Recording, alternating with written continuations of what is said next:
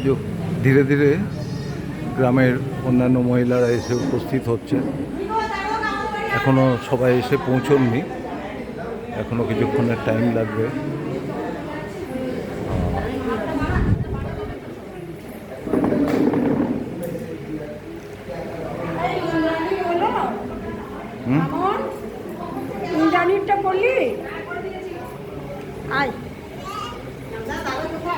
এই যে আমাদের দুই পুরুত মশাই এবারে পুজো শেষে এনারা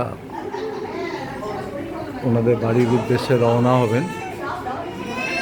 ওনারা জঙ্গিপুর পেরিয়ে আরেকটা কোনো জায়গা আছে উমরপুর বলে, সেখানে থাকেন। ওনাদের জন্য গাড়ি এসছে, যে গাড়ি ফারাক্কা হয়ে ওনাদেরকে ওনাদের বাড়ি অবধি ছেড়ে দেবেন। ছেড়ে দেবেন।